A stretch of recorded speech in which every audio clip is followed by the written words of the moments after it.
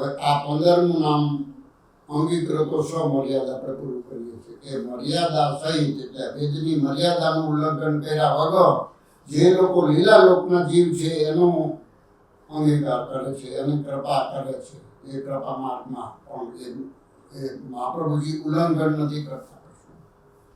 કોઈ પણ રોકટોક વગર એ જીવનો કૃપાથી ઉદ્ધાર કરે છે. અને મહાપ્રભુજી ઓછો રહે છે. મહાપ્રભુજી પોતે જ ભગવાનનું સ્વરૂપ છે. એટલે અહીં અંગીકૃતો સ્વમર્યાદની વાત આપણે પૂરી કરી. હવે આગળ કહે છે કે અપેક્ષા કેમ નથી રાખતા? આમ કૃપા કરી દે છે બધા ઉપર, એને કેમ કોઈ અપેક્ષા નથી? હવેનું નામ આવે છે કે એ મહાકારુણિક પ્રભુ છે. કરુણા તો જનરલી થાય કે દયા આવે, પણ મહાકારુણિક છે. એટલે કોઈ પણ જીવના દોષ જોયા વગર, જીવના દોષ જોયા વગર એનો અંગીકાર કરે છે, એનો ઉદ્ધાર કરે છે.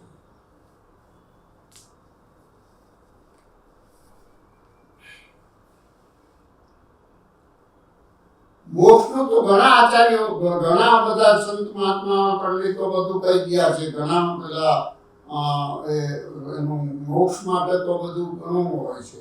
પણ અહીંયા મોક્ષ કરતા અધિક મહાકારુણિકતા એટલા માટે છે કે મોક્ષ કરતા પણ અધિક ફળનું દાન કરે છે. શું ફળ? ઠાકોરજીનો સાક્ષાત સંબંધ. તમારી કઈ કેટેગરી? એને માનો કોઈ છોકરા છોકરીનું માગવું હોય તો વાણિયાનો છોકરો કે બ્રાહ્મણનો છોકરો વાઘરાને લઈ આવે એવું બને? ના બને. સમાનતા તો જોઈએ ને. હવે અહીંયા એ એક્સપેક્ટ નથી કરતા. એ મહાકારુણિકતા છે. ફળ આપી દે છે. શરણે આવો, જે હતા વેણુનાથના જીવ તે શરણે આવ્યા. વેણુનાથ થયો ને મહારાજ થયો. એક એક ગોપીજનો વચ્ચે એક એક પ્રશ્ન. એટલે આવા લીલા લોકના જીવ એનું જ આપણે જોયું કે સ્વમર્યાદા, કે એટલી તો મર્યાદા રાખે કે જે લીલા લોકના જીવ છે એના તરફ પહેલો પ્રાપ્ત. અને જે જીવ શરણે આવે એ લીલા લોકનો જે હતા વેણુનાથના જીવ એ શરણે આવશે. ગમે ત્યાં હોય તો એની સુગંધ ફેલાશે કે મહાપ્રભુજીનો મુકામ છે, આવો આપણે જઈએ, દર્શન કરીએ, એની કૃપા મેળવીએ. એટલે એ વેણુનાથના જીવ હશે એ જ આવશે. એ એટલું આપણે સમજી લેવાનું કે પુષ્ટિ જીવ જે શરણે આવે છે એટલે અહીંયા મહાકારુણિકતા એ છે કે ફળનું દાન કરી દે છે. એટલા દયાળુ છે કે જેમ નાનું છોકરું હોય તો કે આ બેટી મને આપી દે ને તને બિસ્કીટ આપું તો કે આ લે. બિસ્કીટ તો ખાવા થશે, બીજે મારશું. ભગવાન આવા છે આપણા પુષ્ટિ પ્રભુ મહાકારુણ. શરણે આવો, પ્રેમ દેખાડો એટલે કૃપા કરે એવા મહાકારુણ. કારુણિક તો હવે સમજ્યા, કારુણિક હોય મોક્ષનું દાન કરે, પણ આ તો ફળનું દાન કરી દે છે. ભગવાન જોડે આપણો સંબંધ થાય એ કેવું ખોટું ફળ છે. એના સેવાનો અધિકાર ઘર પર બ્રહ્મ બિરાજે છે.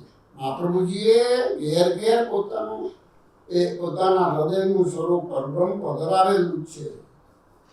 અને પ્રભુ કહે છે કે તું રાખીશ હું રહીશ. તું જ્યારે જગાડીશ ત્યારે હું જાગીશ, પોટાડીશ ત્યારે પોટીશ. આટલી મહાકારુણતા એ ફળનું દાન છે.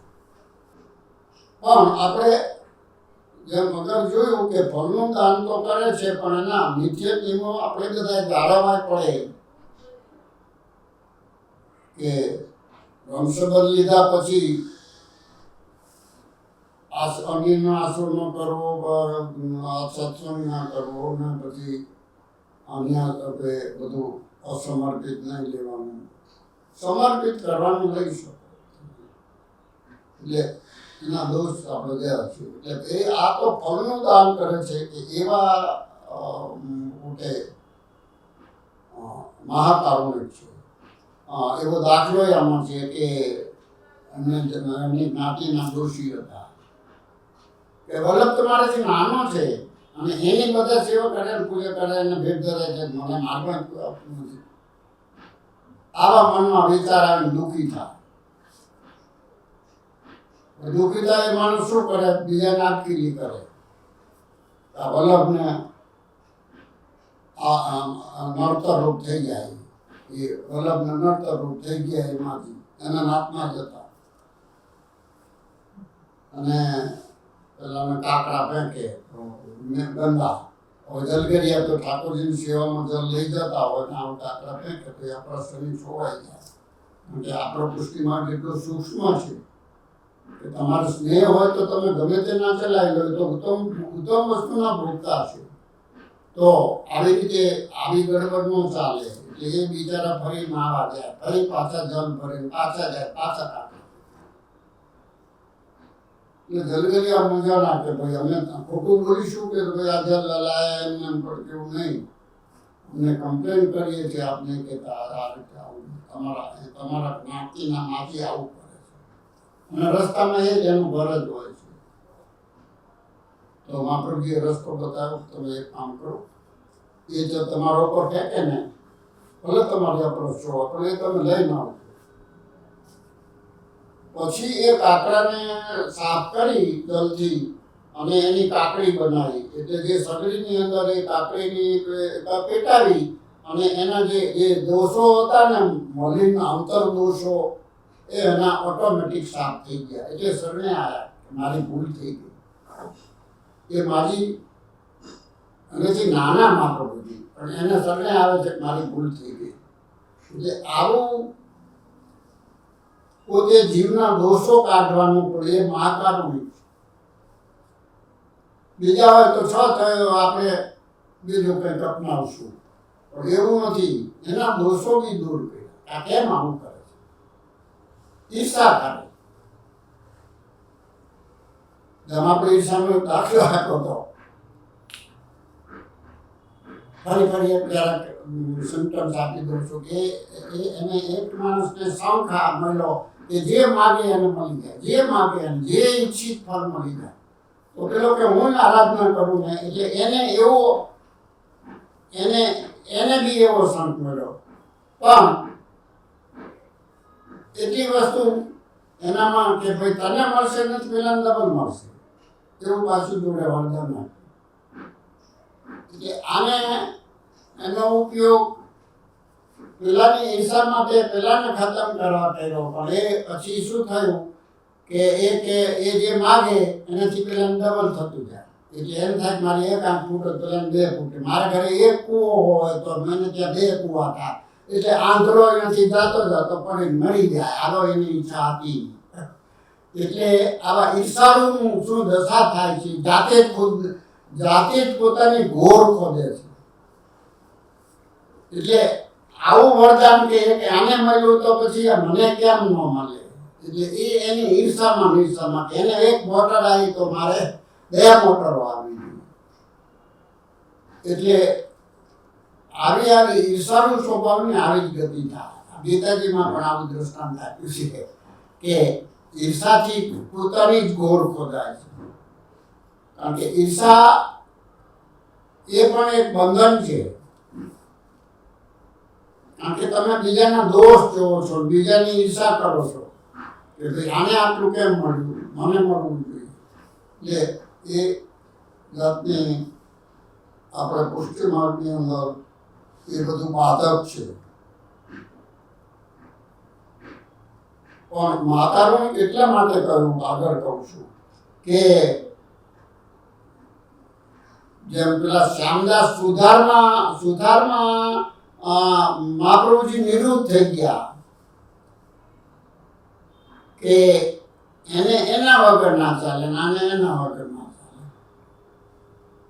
પછી શ્યામદાસ સુથારના વડીલોએ ફરિયાદ કરી કે ભાઈ આ મારો છોકરો તમારે ત્યાં બેઠો રહે છે અને નોકરી ધંધો કરતો નથી, તો એને અહીંથી તમે છોડાવો ને. એટલે મહાપ્રભુજી કહે છે હું જ ખુદ નિરોધ થઈ ગયું છું, એના વગર મને નથી ચાલતું.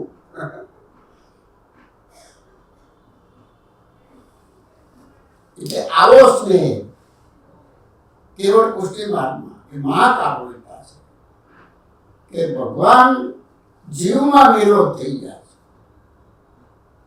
ભાઈ ફલાણા કોઈ કેમ નથી આવ્યા, તો જીવને યાદ કરે એ એના આવો ભાગ્ય છે. જીવના આવી મહાકારુણિકતા. ફલાણા ભાઈ કેમ નથી આવતા, એ પેલો કે નથી આવ્યા ત્યાં સુધી આપણે વાર્તા શરૂ નથી કરવી. કે એમાં શું છે, અમે ખોટા છીએ?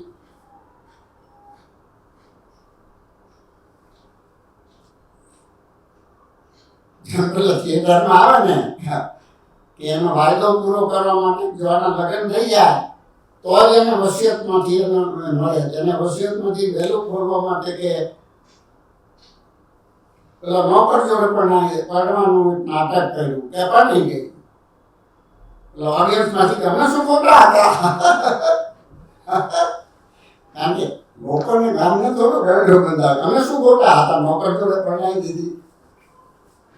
એટલે આવું થાય. એટલે ભગવાન પણ જીવમાં નિરોધ થઈ જાય છે. જીવ વગર ના ગમે. પોથી ખોલો કે ભાઈ ફલાણા ભાઈ નથી આવ્યા, આપણે આવે પછી પોથી ખોલીએ તો એને કેમ ભગવાન યાદ કરે છે કે એ મારી વાર્તામાં એટલા તલ્લીન હોય છે કે એને બધા પ્રસંગો યાદ હોય છે. એને પૂછ્યું કે ભાઈ આપેલા આપણે બીજે દાડે શું ખાધું છે નહીં ખબર ન, એને બધી જ ખબર. એવામાં ભગવાન નિવૃત્ત થઈ જાય છે. ભગવાન જેવો ભગવાન જીવમાં નિવૃત્ત ક્યારે થાય કે હરદમ લો લગાતે જાય. એને એની લગ્ની હોય, જે કથા સાંભળવા આવતા હોય એમાં એટલી બધી રુચિ હોય કે આ બધા કયા કયા પ્રસંગો આવ્યા શું છે, પણ એ ભગવાનને ખબર જ હોય છે. એટલે એ ભગવાન જીવમાં એટલે નિવૃત્ત એવા જ મહાકારુણિક છે. અને એ અહીંયા આપણે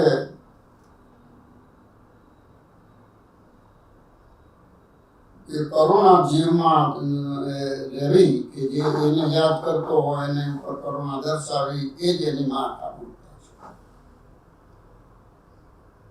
હવે પછી નામ આવે વિભુ.